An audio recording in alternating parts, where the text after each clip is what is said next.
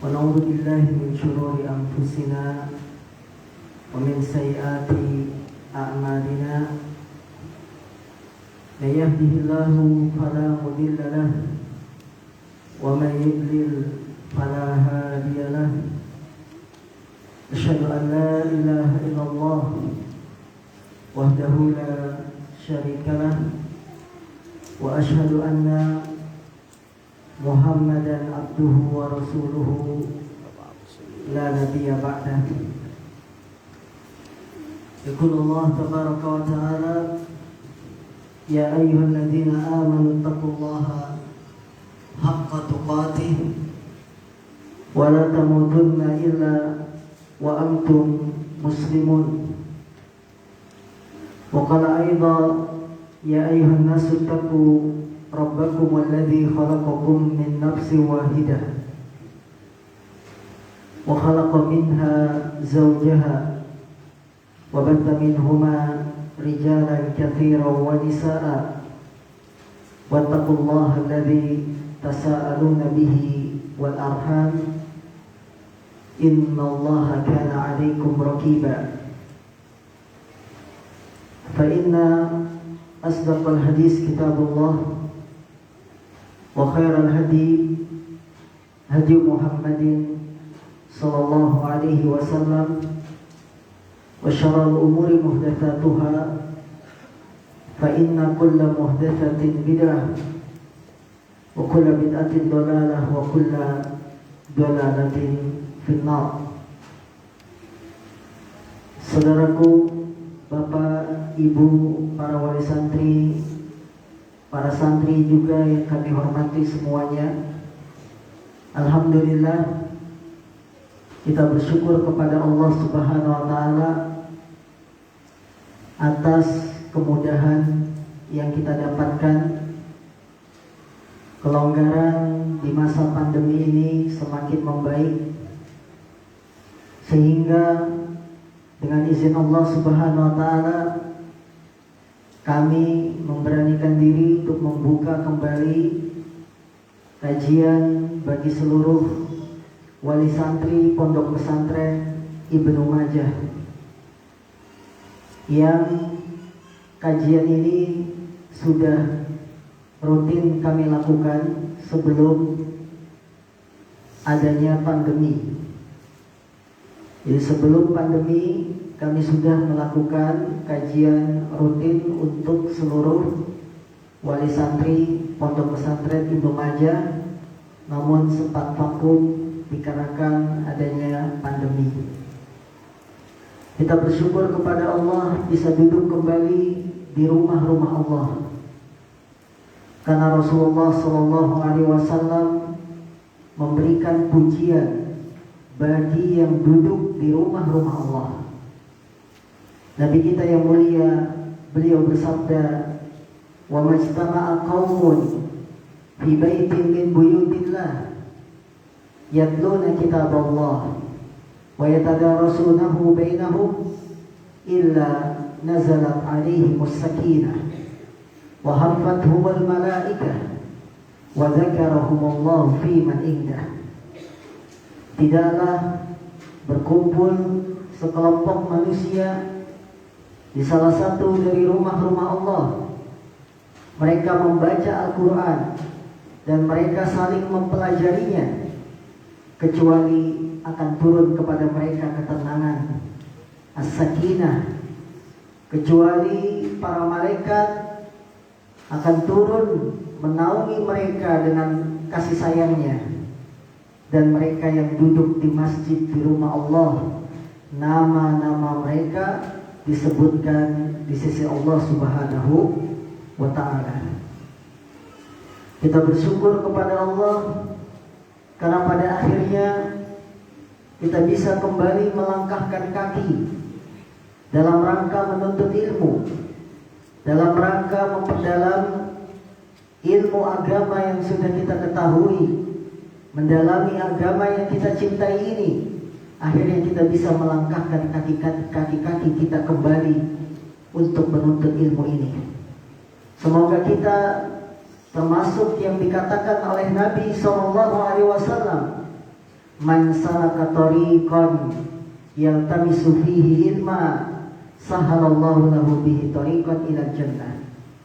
Barang siapa yang menempuh perjalanan dalam rangka mencari ilmu, maka Allah akan mudahkan jalannya menuju surga. Karena itu Bapak Ibu yang dimuliakan Allah Subhanahu wa taala, sejak tahun kemarin, tepatnya bulan September, kita sudah mengadakan tatap muka. Ya, kita alhamdulillah Pondok Pesantren Ibnu Majah sudah berjalan 1 tahun melakukan tatap muka. Walaupun pondok-pondok yang lain masih melakukan pembelajaran jarak jauh online, tapi kita memberanikan diri untuk mengadakan tatap muka belajar di pesantren.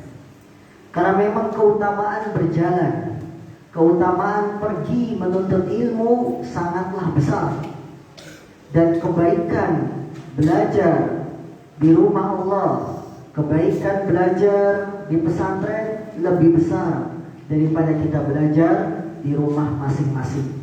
Dan itu bisa dirasakan perbedaannya oleh Bapak Ibu sekalian. Salawat dan salam tidak lupa kita sampaikan kepada Nabi kita, Nabi Muhammad SAW, beserta para sahabatnya, kerabatnya, dan pengikut yang tetap setia mengikuti beliau hingga akhir zaman nanti. Para hadirin yang dimuliakan Allah, para santri semuanya, tema yang akan kami angkat di kesempatan pagi hari ini adalah judul Sukses Mendidik Anak. Sukses mendidik anak. Yang kita lihat di barisan paling depan adalah anak-anak kita, para santri kita. Bagaimana seorang anak merupakan karunia Allah, merupakan investasi harta dunia yang sangat berharga. Bahkan kehidupan dunia kita tidak lengkap tanpa kehadiran anak. Sepasang suami istri yang sudah menikah kemudian belum dikaruniai anak, dia akan merasa kehidupannya hampa. Dia akan merasa kehidupannya kosong. Maka kehadiran anak adalah perhiasan dunia. Allah Subhanahu wa taala berfirman, "Al-malu wal banun zinatul hayatid dunya." Al-mal, kekayaan, wal banun, keturunan, anak-anak, zinatul hayatid dunya, perhiasan kehidupan dunia. Bahkan suami istri yang belum punya anak, dia akan berusaha, akan berikhtiar untuk bisa punya anak. Ada yang dengan cara mengadopsi anak. Apa adopsi anak? Mengambil anak. Ada yang melakukan dengan cara bayi tabung, dan seterusnya. Kenapa demikian? Karena memang anak itu perhiasan dunia. Karena memang kehadiran anak merupakan fitrah manusia, senang punya anak. Hal ini sebagaimana difirmankan oleh Allah Subhanahu wa taala, "Zuyyina lin-nasi hubbus syahawati minan nisa wal banin wal qanatiril muqantarah." Dijadikan indah dalam pandangan manusia untuk mencintai satu wanita. Betul? Jadi kita diberikan kesenangan untuk mencintai Yang satu apa? Nomor pertama, wanita. Semua kita senang dengan wanita. Siapa yang tidak senang dengan wanita? Para santri kalau ditanya senang perempuan enggak? Senang. Anak SD aja dilihatin. Ya? Iya, karena kita belum ada pondok akhwatnya. Ya, semoga ibu-ibu bisa mendukung nanti dibuat pondok akhwat ya. Ya, biar bisa jadi jodoh para ustadz yang masih bujangan. Nah ini, semua kita diberi kecintaan untuk senang dengan wanita. Yang kedua, diberi kecintaan senang dengan anak-anak, wal bani, fitrah. Maka kalau sekarang ada usulan bebas anak yang sempat viral akhir-akhir ini, ya, dengan istilah apa? Child free. Maka ini bertentangan dengan fitrah manusia. Fitrah manusia itu senang kalau punya anak. Karena itulah Bapak Ibu yang dimuliakan Allah Subhanahu wa taala, memiliki anak karunia dan nikmat yang besar yang telah Allah berikan kepada kita. Terlebih lagi bagi kaum ibu, dengan diberikan keutamaan para ibu yang memiliki anak, dari mulai mengandung sampai melahirkan, maka para ibu menduduki tingkat yang besar, memiliki keutamaan yang besar para ibu apabila bisa hamil, mengandung anak, kemudian melahirkan anak.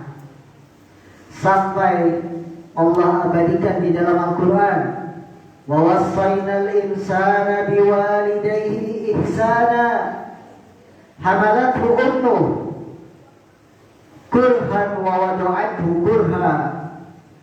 Kami perintahkan kepada manusia agar mereka berbuat baik kepada kedua orang tuanya. Ibunya yang telah mengandungnya dalam keadaan susah payah,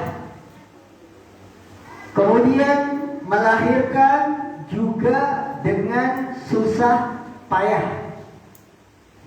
Wa fisaluhu wa hamluhu wa fisaluhu salasuna syahra. Seorang ibu hamil sampai menyapih kurang lebih 30 bulan. 30 bulan, 2 tahun 6 bulan. Allah abadikan keutamaan ibu dalam ayat ini. Bagaimana seorang ibu hamalathu ummuh, ibunya yang telah mengandungnya kurhan, dalam keadaan capek, lelah, payah, melahirkan wa wada'athu kurha, melahirkan juga dengan capek, payah, kemudian setelah itu harus menyapi, menyusui. Ini keutamaan besar bagi seorang ibu. Maka bagaimana mungkin kita katakan sekarang saya ingin menikah tapi tidak ingin punya anak. Saya ingin menikah tapi ingin bebas anak, padahal keutamaannya sangat besar. Saudaraku yang dimuliakan Allah, seorang ibu, surga di bawah telapak kakinya. Surga di bawah telapak kaki ibu. Ketika ada seorang yang datang kepada Rasulullah, beliau bertanya, "Ya Rasulullah, aradtu an agzuwa wa qad ji'tu astashiruka." Ada seorang yang bertanya kepada Rasulullah SAW, "Wahai Nabi, aku ingin ikut perang dan saya datang ke sini meminta pendapatmu." Faqala, maka Nabi berkata kepada orang tersebut, "Hal laka min apakah kamu punya ibu?" Qala, "Na'am." Iya, saya punya. Qala, "Falzamha fa innal jannata tahta rijlaiha." Kemudian Nabi mengatakan, kalau kamu punya ibu, falzamha, berbuat baiklah kepadanya. Sesungguhnya surga itu di bawah telapak kakinya. Maka para orang tua, hendaklah kita bergembira ketika kita punya anak. Dengan melahirkan, dengan hamil, mengandung, melahirkan, menyapih, ini menjadi sebab pahala yang besar bagi kita, juga pahala yang besar bagi anak-anak. Bapak Ibu, saudara-saudari yang dimuliakan Allah Subhanahu wa taala, jika ada yang bertanya, apa sih keutamaannya jadi orang tua? Kenapa kita harus berbahagia dengan kehadiran anak? Keutamaan jadi orang tua itu apa?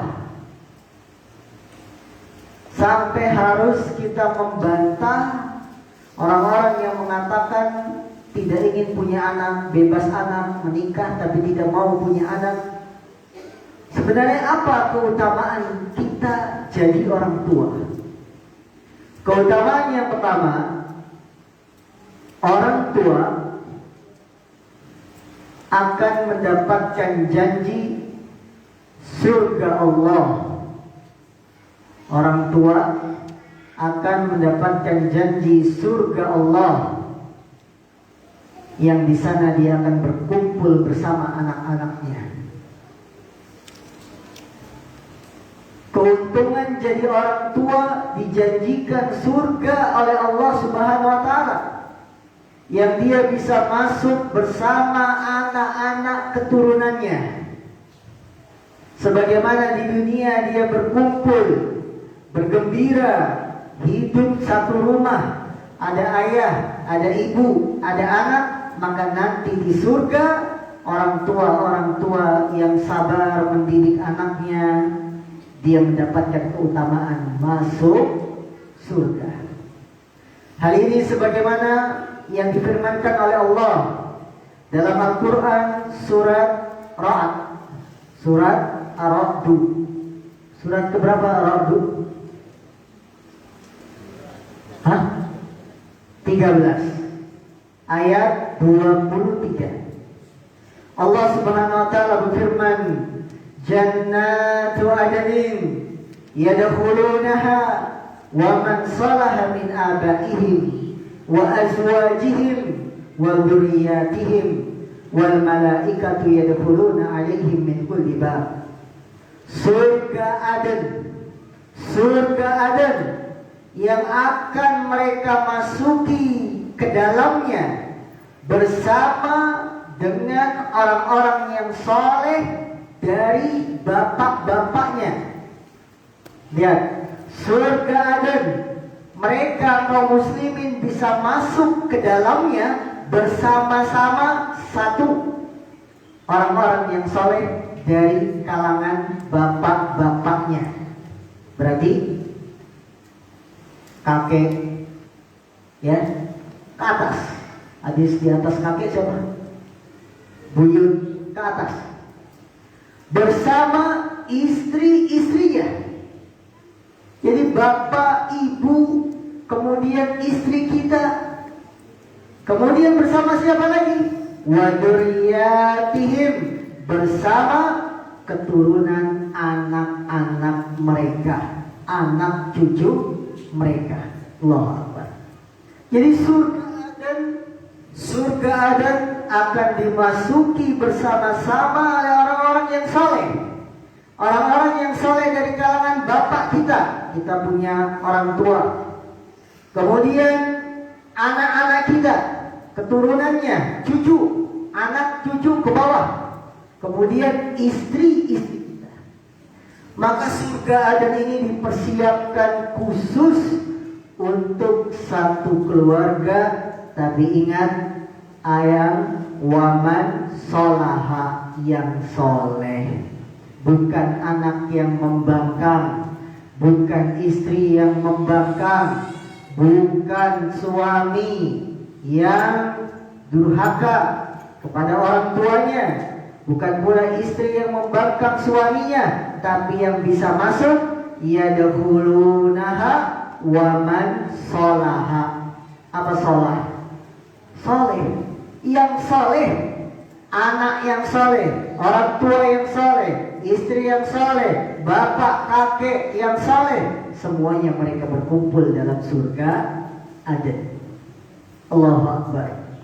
Bapak Ibu, keutamaan, cita-cita apa lagi yang kita inginkan kecuali masuk surga? Kenikmatan yang paling nikmat di dunia ini apa? Rayyan, apa yang paling nikmat Rayyan?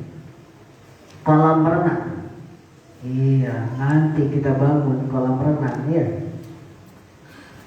Insya Allah ya. Nanti kalau sudah ada power emak-emak, jangankan kolam renang ya, pondok Ahwat 3 lantai jadi kalau sama mama ya. Nah, apa nikmat dunia yang paling enak? Hah? Makan ayam goreng, Ipin Upin itu. Nikmat dunia yang paling enak apapun tidak ada bandingan secuil sedikit pun dibandingkan nikmat surga.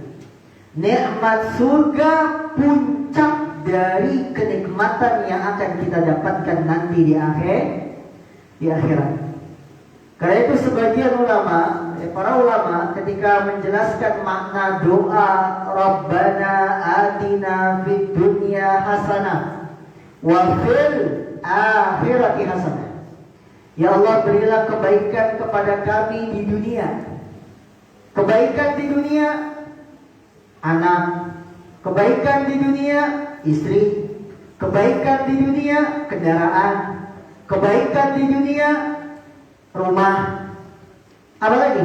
Kekayaan. Kita minta kepada Allah, ya Allah, berikan pada kami kebaikan di dunia. Ini semuanya ada di dunia. Istri, anak, rumah, perlengkapan hidup, kekayaan.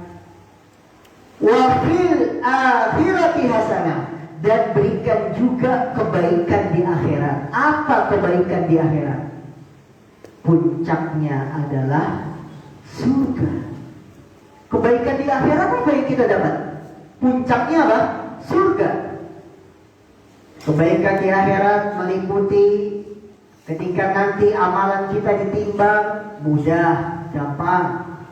Ketika nanti lewat jembatan, dimudahkan. Puncaknya kebaikan akhirat, surga. Maka dengan memiliki anak, para orang tua sudah selangkah kakinya ke dalam surga. Dengan syarat waman sholaha min abai, orang-orang yang soleh dari kalangan bapak-bapak mereka, ibu-ibu mereka, istri-istri mereka, keturunan anak-anak mereka. Allahu Akbar. Keutamaan yang sangat besar bagi para orang tua, keuntungan yang sangat besar bagi para orang tua ya. Yang kedua, apa untungnya ketika kita jadi orang tua punya anak? Yang kedua, kita akan mendapatkan pahala yang terus mengalir.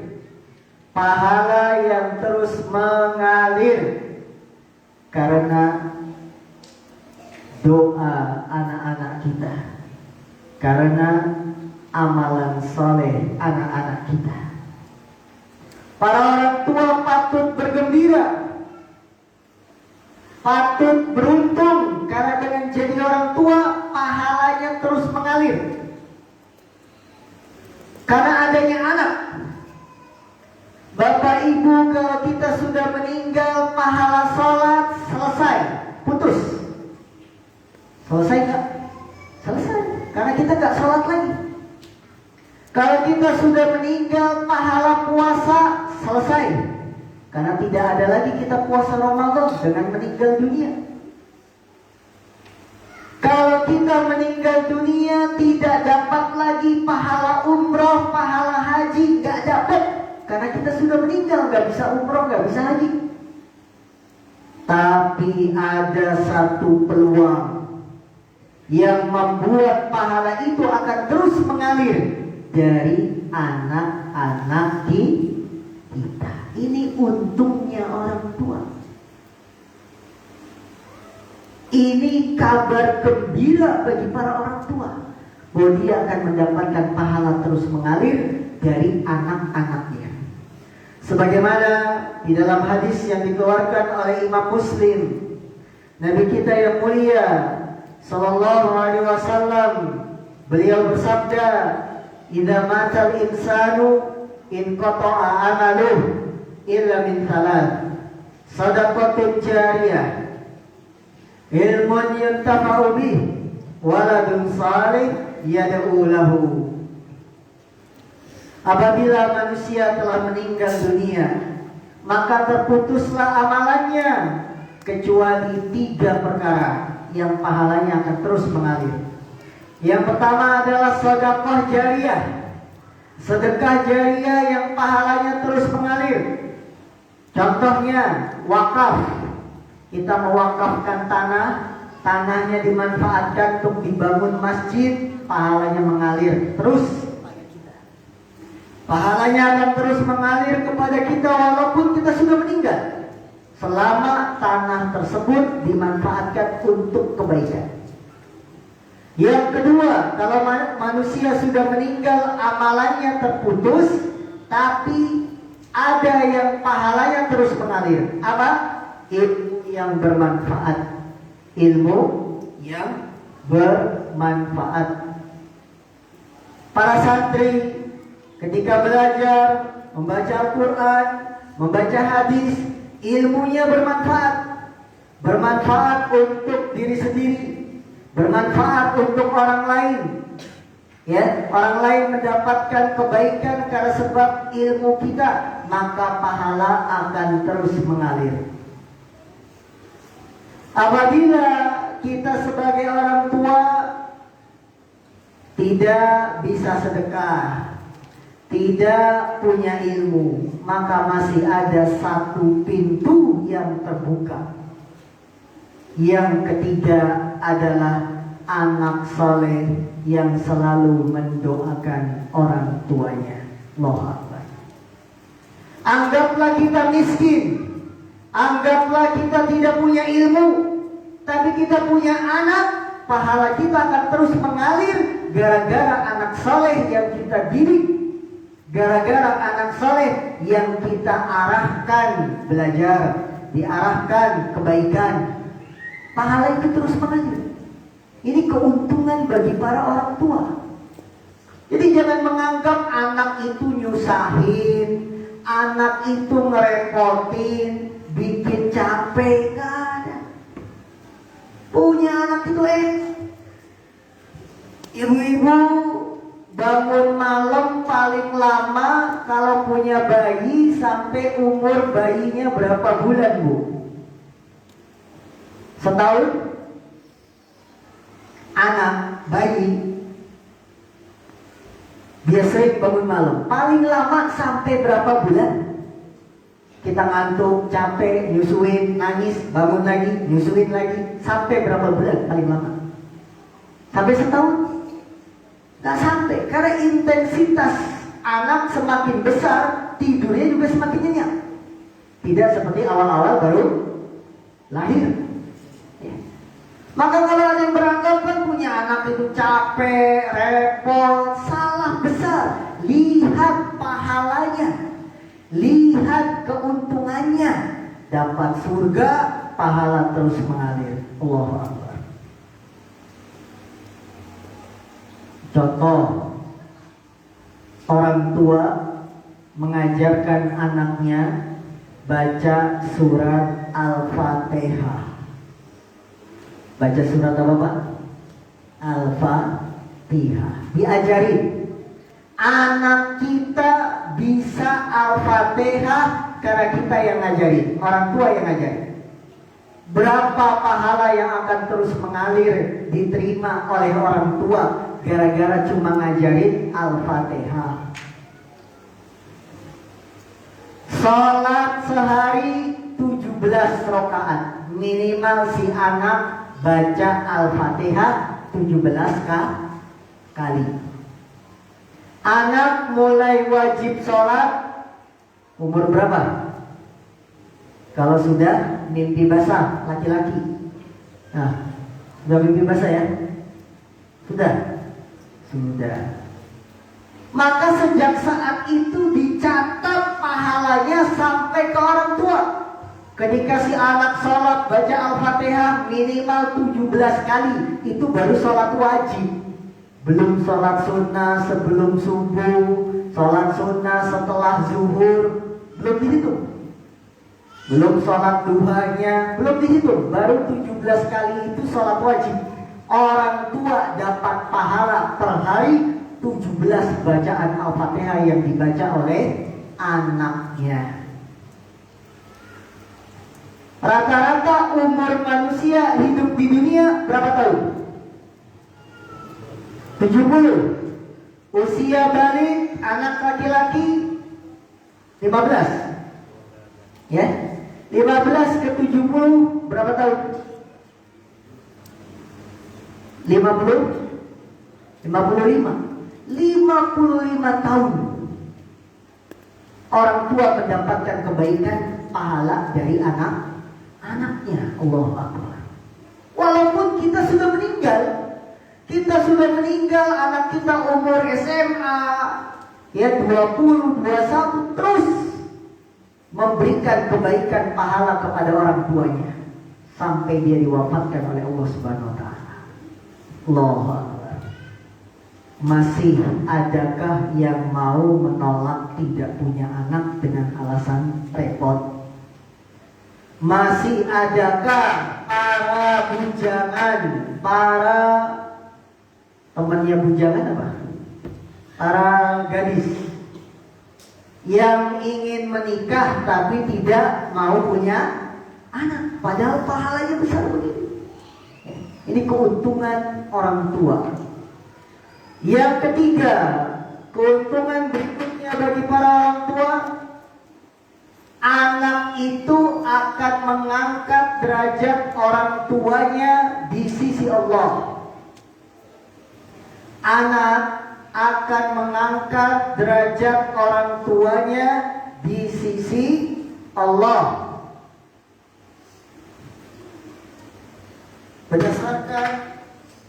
Berdasarkan hadis yang dikeluarkan, hadisnya sahih, Rasulullah SAW, Inna Allah Azza wa Jal la yarfa'u daraja lil abdi salih fil jannah fayaqulu ya Rabbi anna li hadhihi fayaqulu bistighfari waladika lak. Rasulullah bersabda, sesungguhnya Allah akan mengangkat derajat seorang hamba yang saleh di surga. Allah mengangkat derajat seorang hamba yang saleh di surga. Dia bertanya, wahai Rabbku, wahai Allah, dari mana saya bisa dapat derajat yang tinggi seperti ini di surga? Allah menjawab, bistighfari waladika laka. Karena sebab istighfar, permohonan ampun anakmu untukmu. Allah. Dari mana ya Allah saya bisa dapat kedudukan tinggi di surga? Karena sebab permohonan ampun anakmu kepadamu. Allahu Akbar. Bergembiralah wahai para orang tua. Kita banyak dosa, kita banyak salah, kita banyak kurangnya, kita banyak marah sama anak, kita banyak ngomel sama anak. Tapi ketika kita di surga terangkat derajat kita gara-gara istighfar, permohonan ampun anak-anak kita untuk kita. Tidakkah kita menangis? Tidakkah kita gembira? Anak kita yang sudah kita tinggalkan, kita diambil nyawanya oleh Allah. Kemudian kita tinggalkan anak-anak yang saleh. Ternyata mereka mengangkat tangan-tangannya di salat mereka. memintakan ampun orang tuanya sehingga orang tuanya diangkat derajatnya. Ya Allah, dari mana saya bisa dapat keutamaan ini? Karena sebab istighfar, permohonan anakmu untuk keutamaan, keuntungan, kabar gembira bagi para orang tua. Maka jangan bersedih punya anak, jangan merasa menyesal. Akhirnya begitu hamil, berusaha digugurkan, diaborsi, ya, karena tidak siap ingin punya anak. Allahu Akbar, padahal begitu besar janji yang Allah berikan kepada kita. Lantas bagaimana agar kita sukses mendidik anak-anak kita?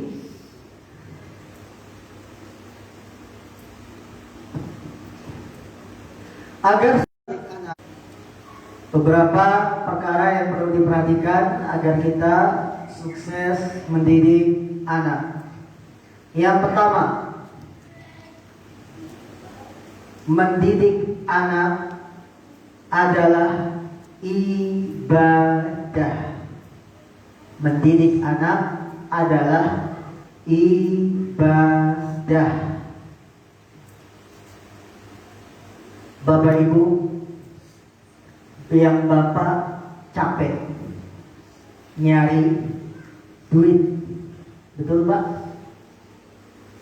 Naik motor harus berjam-jam melawan macet, melawan panas, melawan hujan,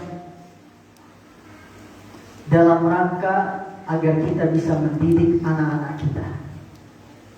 Apa yang kita dapatkan dari sedikit dunia ini, agar anak kita bisa belajar, agar anak kita bisa membaca, agar anak kita bisa mengaji, ketahuilah semua itu adalah nilainya ibadah. Nilainya adalah ibadah. Maka kalau kita sadari bahwa mendidik anak adalah ibadah, rasa capek, banting tulang, kerja keras, yang ibu-ibunya begadang malam, capek ngajarin anak, gak paham-paham, pelajaran sulit, ingat, semua itu adalah ibadah. Maka jangan jadikan mendidik anak itu beban. Jangan jadikan mendidik anak itu beban, sehingga hasilnya tidak maksimal. Karena dilaksanakan kita mendidik anak dengan penuh beban, tidak maksimal hasilnya. Agar mendidik anak sukses, pahamilah bahwa mendidik anak adalah ibadah. Rasa capek itu akan hilang. Walaupun harus menempuh seorang ayah perjalanan jauh dalam rangka mencari nafkah, hilang capeknya karena dia ingat, saya mencari duit supaya anak saya bisa ngaji, supaya anak saya bisa mondok pesantren, supaya anak saya jadi anak yang saleh. Ini sebaik-baik ibadah. Perhatikan hadis yang dikeluarkan oleh Imam Muslim, bahwa Nabi kita, Nabi Muhammad sallallahu alaihi wasallam, beliau bersabda, dinarun anfaqtahu fi sabilillah, wa dinarun anfaqtahu fi raqabatin, wa dinarun tasaddaqta bihi ala miskin, wa dinarun anfaqtahu ala ahlik, a'zamuha ajran alladhi anfaqtahu ala ahlik. Nabi kita sallallahu alaihi wasallam beliau bersabda, dinar, uang yang kau infakkan ke jalan Allah, jihad, uang yang kau infakkan untuk para budak, uang yang kau infakkan untuk orang miskin, uang yang kau infakkan untuk keluargamu, maka yang lebih besar pahalanya adalah uang yang kau infakkan untuk keluargamu. Allah Akbar. Dinar, uang yang kita keluarkan untuk bantu orang yang jihad, bantu orang miskin, bantu para budak yang masih ditawan supaya bebas, kita infakkan juga uang untuk keluarga. Kata Nabi, yang paling besar pahalanya yang engkau infakkan untuk keluargamu. Maka para bapak harus semangat, para ibu harus semangat. Apa yang kita berikan untuk keluarga kita justru lebih besar pahalanya dibandingkan kita sedekah untuk orang miskin, dibandingkan kita sedekah untuk jihad, dibandingkan kita sedekah untuk budak yang masih ditawan. Besar pahalanya. Ini Nabi Muhammad yang mengatakan, a'dhamuha ajran alladhi anfaqtahu ala ahlik. Yang paling besar pahalanya adalah yang kau infakkan untuk keluargamu. Yang kau infakkan untuk keluargamu itu yang paling besar. Maka seorang suami, seorang ayah ketika dia bekerja, ingat ini. Ternyata selama ini saya salah. Saya kira mentraktir teman-teman pahalanya besar. Saya kira ngasih orang miskin pahalanya besar. Itu berpahala, iya, jelas pahala. Tapi yang paling besar kita infakkan untuk keluarga kita. Para bapak jangan pelit sama istri. Perhatikan istri kita, kebutuhannya dipenuhi. Ya, apa kebutuhan istri? Bajunya, makanannya, apalagi perhiasannya, apalagi dandannya, penuhi. Karena itu infaknya paling besar kepada keluarga. Apalagi untuk anak kita minta beli buku, belikan. Jangan buat pesantren minta beli buku, kita tolak. Tapi kalau anak minta HP, dibelikan. Salah. Ya. Belikan, dia ingin belajar. Pak, belikan Quran, belikan. Ini paling besar nafkah yang kita berikan untuk anak-anak kita, keluarga kita, istri kita. Bapak Ibu yang dimuliakan Allah, dahulu ada seorang ahli ibadah yang mencurahkan hidupnya untuk ibadah. Kemudian ada seorang yang punya banyak anak. Yang punya banyak anak ini merasa iri dengan ahli ibadah tersebut. Karena yang ahli ibadah ini ibadahnya banyak. Yang punya anak, ya, yang punya anak ibadahnya biasa-biasa saja. Yang wajib dia laksanakan tidak sebanyak ahli ibadah. Tapi ahli ibadah ini justru malah mengatakan, sungguh engkau mengurusi anakmu lebih baik dari apa yang aku lakukan. Engkau sibuk ngurusin anakmu itu lebih baik daripada yang aku lakukan, yaitu memperbanyak ibadah. Karena kalau kita memperbanyak ibadah, kebaikannya, pahalanya cuma kita sendiri. Betul? Kita sholat, puasa, pahalanya untuk siapa? Untuk kita. Tapi kalau kita mendidik anak, ngurusin anak, pahalanya double. Bapak-bapak sudah ibadah wajib, tapi masih sempat ngurusin anak, double pahalanya. Si anak jadi anak soleh. Ketika anak itu soleh, dia ngasih kebaikan ke temannya. dia bisa bermanfaat di masyarakatnya, double pahala. Maka kata ahli ibadah, engkau mengurusi anakmu lebih baik daripada yang aku lakukan. Allahu Akbar. Suatu ketika ada seorang yang bertanya kepada Syekh Muhammad bin Shalih Al-Utsaimin, wahai Syekh, aku punya 4 orang anak dan saya tidak ingin nambah anak lagi. Jadi ada seorang yang bertanya kepada Syekh Muhammad bin Shalih Al-Utsaimin, saya punya 4 orang anak dan saya tidak mau nambah lagi karena saya ingin fokus ibadah. Dia nggak mau nambah anak, niatnya apa? Fokus ibadah. Maka Syekh menjawab, ya ketika ditanya seperti ini, bagaimana pendapat wahai Syekh? Syekh menjawab, engkau mendidik anakmu dengan pendidikan yang saleh itu adalah ibadah.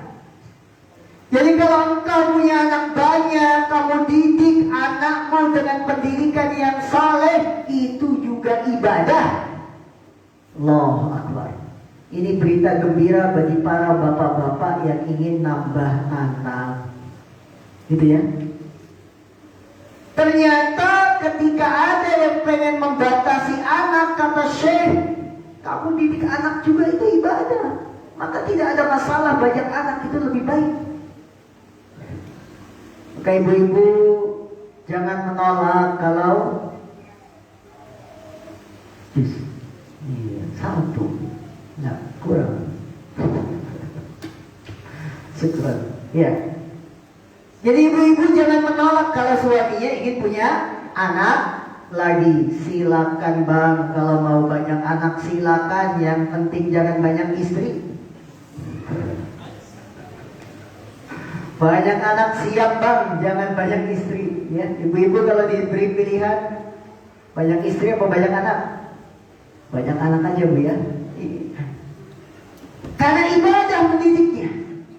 Ya, ini yang pertama agar kita sukses dalam mendidik anak. Bahwa mendidik anak adalah ibadah. Yang kedua, sukses dalam mendidik anak yang harus diperhatikan, yang kedua, ikhlas. Ikhlas dalam mendidik anak. Ketika kita mendidik anak, maka niatkan niat kita ikhlas mencari ridho Allah, mencari pahala. Bukan ada niat-niat yang lain. Kita menyekolahkan anak supaya anak itu soleh, ikhlas kita. Jangan ada niat-niat supaya nanti si anak ya kaya raya, supaya si anak jadi orang terkenal. Ini niat-niat yang bisa merusak tujuan dari pendidikan. Kalau kita ikhlas dalam mendidik anak, ikhlas menyekolahkan anak, si anak dengan sendirinya akan dibimbing oleh Allah. Dia akan dapat kebaikan. Satu saat dia jadi orang terkenal karena itu buah keikhlasan. Satu saat si anak jadi anak yang sukses, itu karena buah keikhlasan. Maka bersihkan hati kita. Terkadang para orang tua sudah kecewa, masukin anak ke pesantren, niatnya jadi ulama. Wah, pokoknya anak saya masuk pesantren harus jadi ulama. Ya, dia harus bangun malam jam 3. Kemudian banyak baca buku, banyak menulis. Ketika masuk pesantren, ternyata anaknya tidak sesuai harapan. Hilang keikhlasan. Percuma saya biaya mahal-mahal, kamu jadi begini. Hilang keikhlasan. Ikhlaskan anak-anak kita. Ikhlaskan kita dalam mendidik anak. Karena Allah ridho Ingin jadi anak ini anak yang baik dunia akhirat. Sudah begitu saja. Oh, angan-angan kita tinggi begini. Begitu tidak berhasil, diungkit-ungkit. Nah, kamu tahu nggak biaya dari TK sampai kuliah? Nih, Bapak kalkulasi. TK 2 tahun. Sebulan SPP berapa SPP TK? Taruhlah 100.000. Kalau setahun sudah 1.200.000. 2 tahun 2.400.000. Itu baru TK ya nak. Hitung-hitungan karena anaknya tidak sesuai harapan. Ikhlaskan anak kita. Maka kalau Bapak Ibu ikhlas dalam mendidik anak, ikhlas melepas anak di pesantren, hasilnya bagus. Ikhlaskan. Bukan dalam rangka mencari keuntungan dunia. Kamu pokoknya sekolah kedokteran, nanti kalau sudah lulus ganti modal bapak yang sudah dikeluarin. Gak ada. Mendidik anak itu butuh keikhlasan, mencari ridha Allah, mencari pahala. Apa yang kita keluarkan, kata Nabi apa? Yang kamu infakkan kepada keluargamu, itu yang paling besar pahalanya. Saudaraku, Bapak Ibu yang dimuliakan Allah, perkara niat sangat sulit karena hati itu memang berubah-ubah. Jadi apakah kita nggak boleh mengharapkan anak kita jadi dokter, anak kita jadi ini, jadi itu? Boleh. Tapi asas yang pertama harus ikhlas, supaya niat kita itu tidak terkotori dengan keinginan-keinginan dunia yang bisa merusak keikhlasan. Kalau Bapak Ibu niat yang paling tinggi supaya anak kita sukses, ternyata anak kita gak sukses, jadinya apa? Marah-marah. Jadinya apa? Mengungkit-ungkit, tidak ikhlas. Coba niat ke satu, ikhlas. Kita ingin mengharapkan dia jadi dokter. Kalau sudah ikhlas, walaupun dokternya misalkan gagal, putus di tengah jalan, ikhlasnya sudah nyampe, pahalanya sudah dapat, tinggal diperbaiki kekurangan. Tidak akan mengungkit-ungkit karena dia ikhlas dalam mendidik anak. Ya, karena kadang-kadang anak kita itu sudah sesuai dengan harapan. Kita ingin begini, anak kita pilihnya begini. Maka ikhlaskan niat dalam mendidik anak. Untuk apa? Apa yang kita cari dalam kehidupan dunia ini? Ya. Yang ketiga, sukses dalam mendidik anak. Doakan anak-anak kita. Doakan anak-anak kita.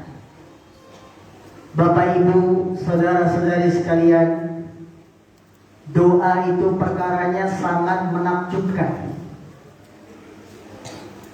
Doa orang tua untuk anak-anaknya sangat menakjubkan. Betapa banyak para ulama, mereka menjadi ulama berkat doa ibunda-ibunda mereka. Imam Syafi'i namanya harum sampai hari ini. Imam Syafi'i namanya harum sampai hari ini. Siapa yang mendorong Imam Syafi'i untuk belajar? Ibunya. Ibunya yang selalu berdoa, mendoakan kesuksesan anaknya. Ibunya yang selalu memotivasi anaknya untuk belajar, bahkan diantar sama ibunya. Imam Syafi'i namanya sampai hari ini harum. Buku-buku Imam Syafi'i sampai hari ini kita pelajari, menjadi kurikulum pesantren. Karena ibunya, karena orang tuanya. Maka Bapak Ibu doakan anak-anak kita. Dengan doa kita yang tulus, ikhlas dari rumah, akan membawa kebaikan perjalanan anak-anak kita dalam belajar. Ini bagian pendidikan. Sejak pertama anak kita lahir sudah kita doakan. Begitu anak kita keluar, lahir, nangis, kita doakan. Ya. U'iduka bi kalimatillahi tammah min syarri ma khalaq. Aku lindungi engkau wahai anakku dari segala gangguan yang telah diciptakan sejak lahir. Kemudian dia tumbuh dari balita menjadi anak-anak, dari anak-anak menjadi remaja. Jangan lupa doakan, karena anak yang lahir itu akan disentuh oleh setan sehingga dia menangis. Doa-doa orang tuanya lah yang akan membuat anak-anak kita soleh dan soleha. Rasulullah bersabda, salah sudah awatin la turab. Ada 3 doa yang tidak akan ditolak oleh Allah.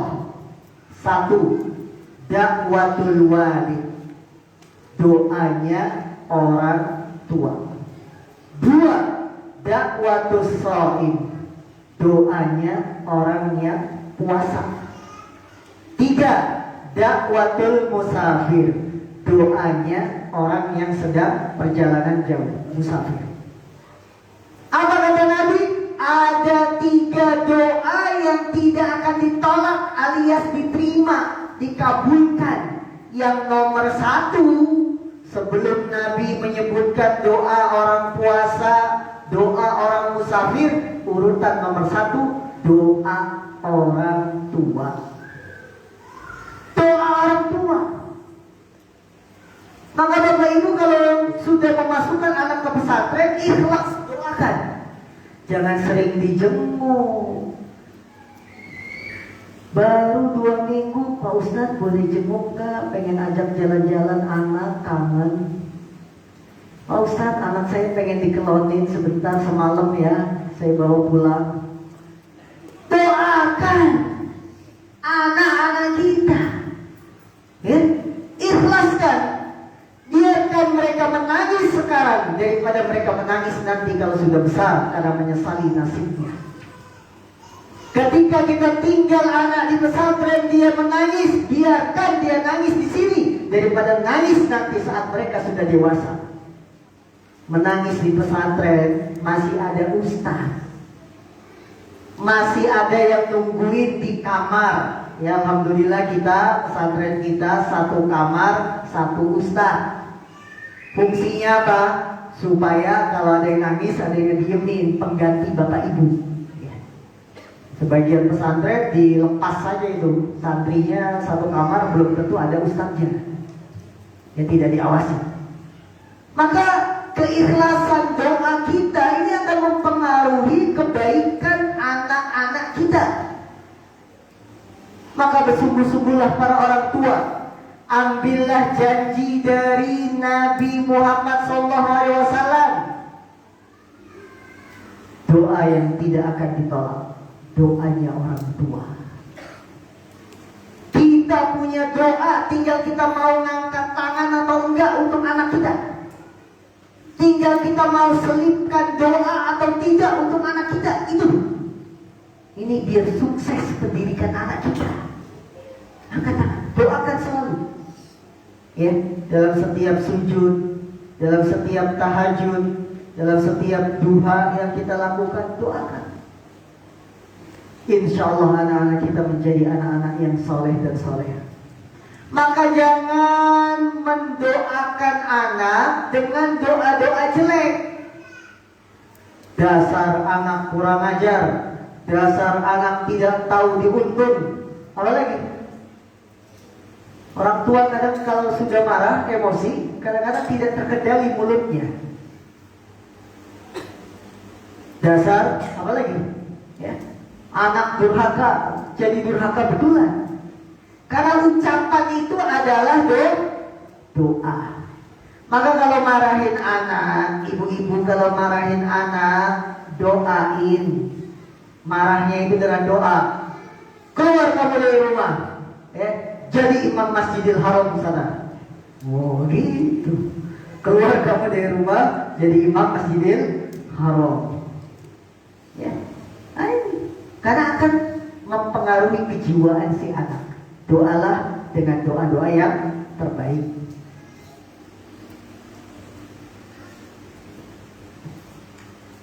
Yang keempat, laksanakan akikah.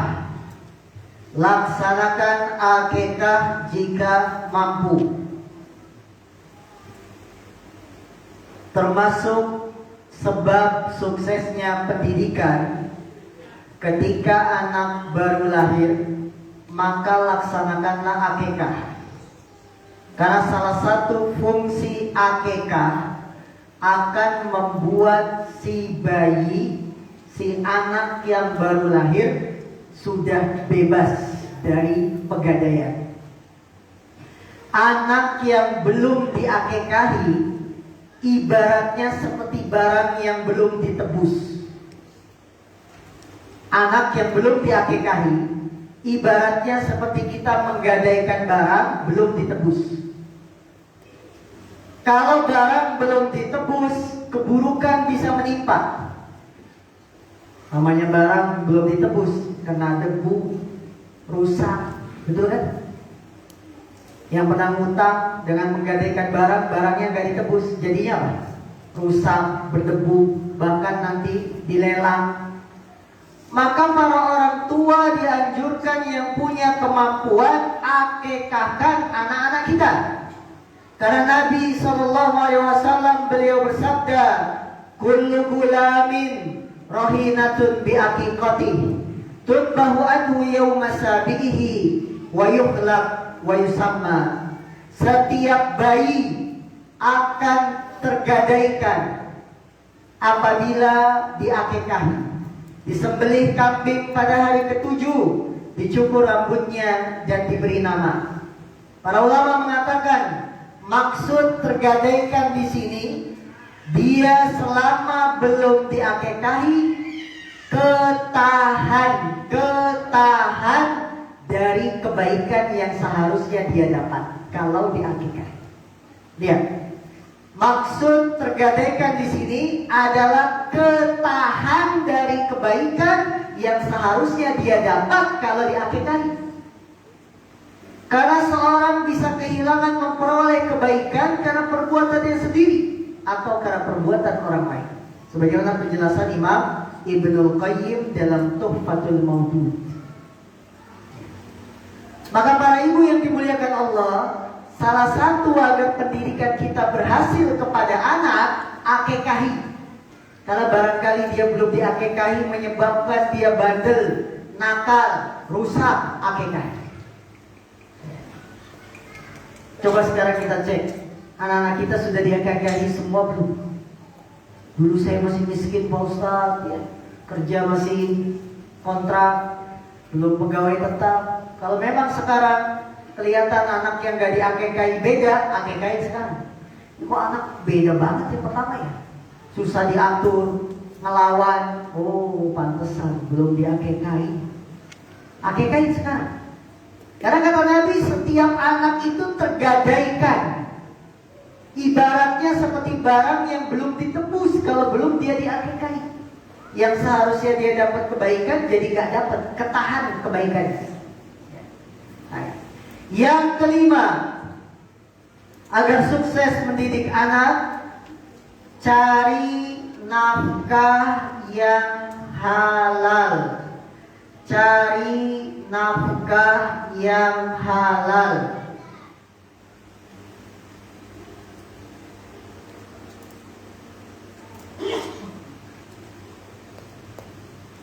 Sudah kami sebutkan, memberi nafkah yang paling besar pahalanya adalah memberi nafkah kepada keluarga, anak, istri, dan seterusnya.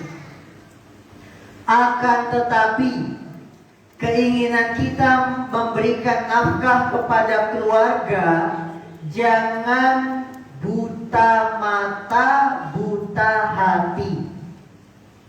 Niat ingin membahagiakan istri, buta mata, buta hati, korupsi. Ingin membahagiakan anak, bisa sekolah, bisa masuk pesantren, buta mata, buta hati, nafkahnya dari yang haram, tidak boleh.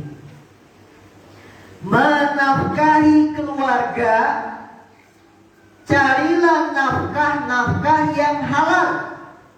Karena nafkah yang halal akan membuat pendidikan si anak menjadi halal.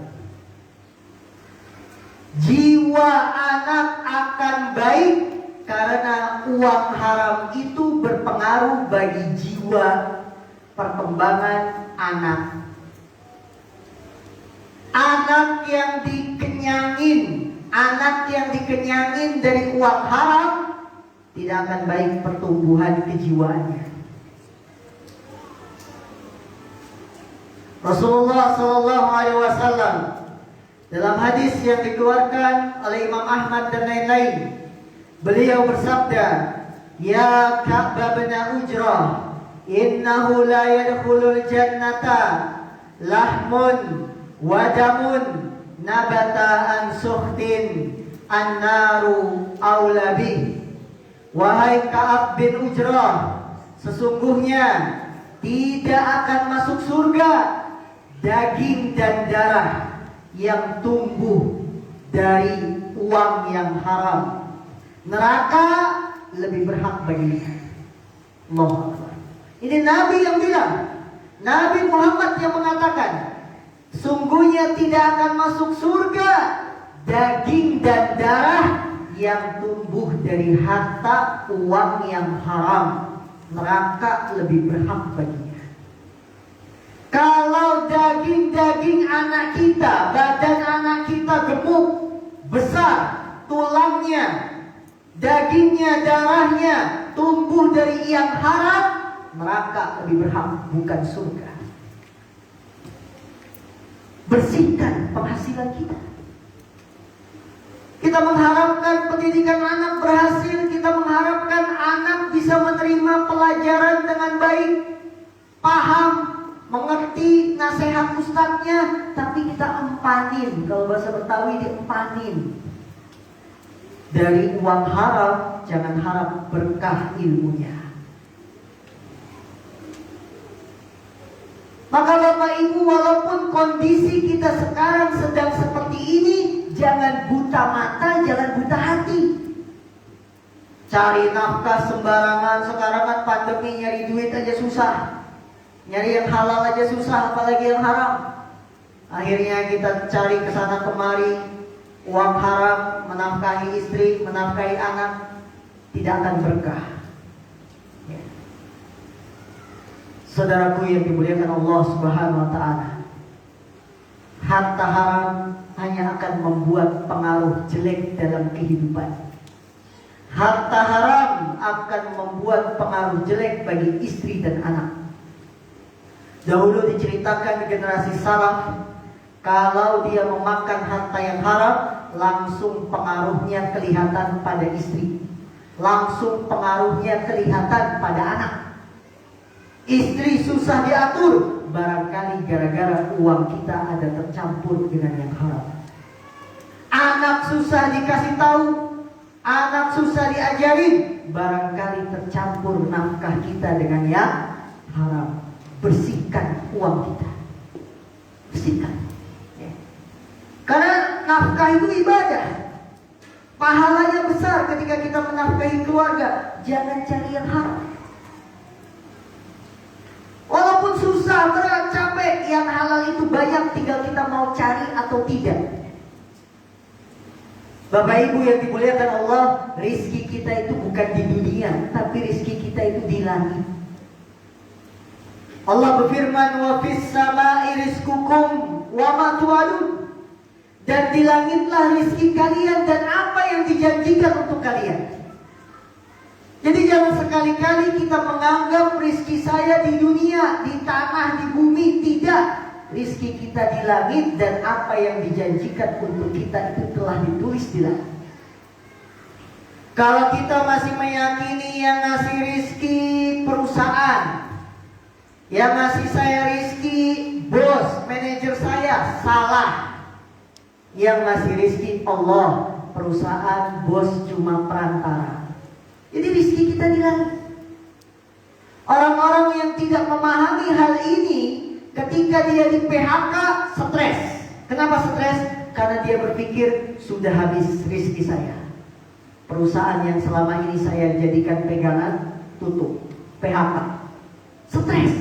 Tapi kalau kita yakin yang ngasih rezeki Allah di langit, kita tidak akan stres. Karena pintu rezeki terbuka lebar di mana-mana. Ya ini. Pandemi sekarang ini kan banyak yang stres. Banyak yang hilang akalnya. Padahal rezeki kita itu gantungkan rezeki kita di langit, jangan di dunia. Kalau kita gantungkan rezeki di langit, Allah akan buka pintu rezeki itu dari mana-mana. Makanya kadang-kadang kita gak kerja tapi ada pemasukan. Ya, ada. Karena Allah yang ngasih. Tidak bersandar hanya dengan faktor-faktor dunia. Allah yang mengatur dunia ini. Yang keenam, agar pendidikan menjadi sukses, jadilah teladan yang baik. Jadilah teladan yang baik.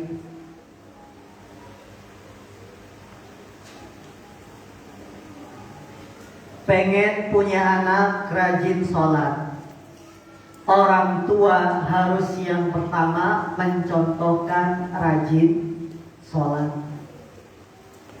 Pengen punya anak yang sopan, orang tua yang pertama mencontohkan teladan yang baik, sopan. Jadi kalau pendidikan itu bagus, harus ada teladan dari orang tua. Jangan anaknya dilarang merokok, orang tuanya merokok. Nyuruh anak pergi ke masjid, bapaknya nonton bola. Dengar apa azan? Berangkat sana ke masjid. Berangkat, anaknya siap-siap pakai sarung. Bapak kok nggak berangkat? Bapak mah lain derajatnya. Udah levelnya beda. Gak ada. Ingin sukses didik anak, teladan. Kita yang ngajak. Kita udah rapi, enak sholat. Duduk, berangkat, bareng. Seperti itu. Karena apa yang dilihat oleh anak kecil kepada yang dewasa, yang dilakukan orang dewasa, itu dianggapnya benar. Itu pandangan anak begitu. Anak itu kalau melihat yang lebih gede, yang dilakukan oleh orang gede, itu pasti dianggapnya benar. Lihat anak-anak kita. Anak-anak yang gede pada manjat pohon mangga, yang kecil-kecil ikut-ikutan karena dianggap itu benar. Maka ketika orang tua tidak memberikan teladan yang baik, bagaimana mungkin mau punya anak yang baik? Diceritakan generasi salaf, Amr bin Utbah, dia bisa hafal doa zikir pagi dan sore gara-gara sering ngeliatin bapaknya qomat kamit setiap pagi. Di depan duduk di teras qomat kamit, ditanya sama anaknya, baca apa sih Pak? Zikir pagi. Dilihatin, didengerin. Akhirnya anak ini hafal zikir pagi sore, cuma gara-gara ngedengerin dari bacaan bapaknya. Teladan yang baik.